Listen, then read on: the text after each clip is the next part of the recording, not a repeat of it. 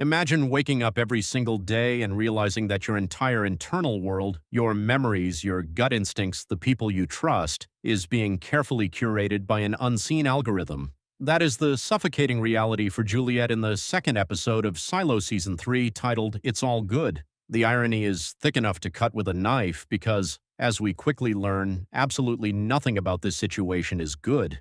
We are essentially watching a high-stakes subterranean gaslighting operation where every move Juliet makes is anticipated and every truth she uncovers is immediately repackaged as a lie. It is clinical, it is calculated, and it is honestly terrifying. The episode does a masterful job of balancing the present-day claustrophobia with the before times timeline. In the past, we are getting a front-row seat to the construction of this entire nightmare. Watching Congressman Daniel Keene, the man we know as Donald from Hugh Howie's Shift, grapple with his sister Charlotte's trauma is where the show really starts to flex its narrative muscle.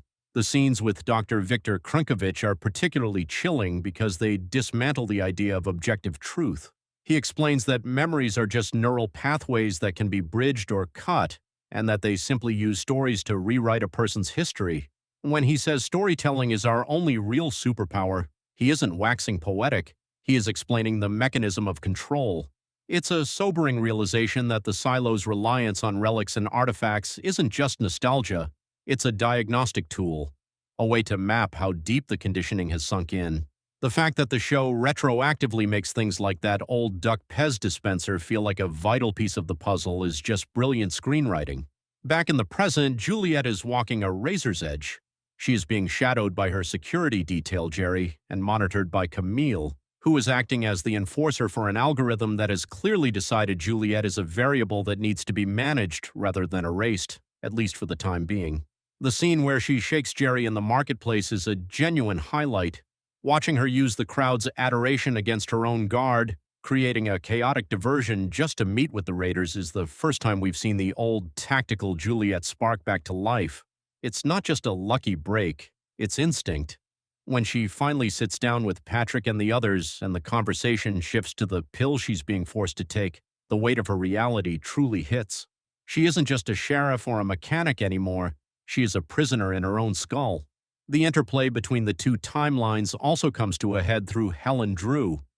She is the investigative pulse of the before times, and her discovery that the mission near Turkmenistan was a cover for something much darker, bunker-busting ordnance disguised as a standard flight, gives us the context we've been starving for. She realizes the truth. The squadron wasn't lost in an accident. They were the first casualties of a conspiracy that would eventually necessitate the existence of the silo. By the time Helen is detained and Charlotte is being managed by the medical team, you understand exactly what the silo is.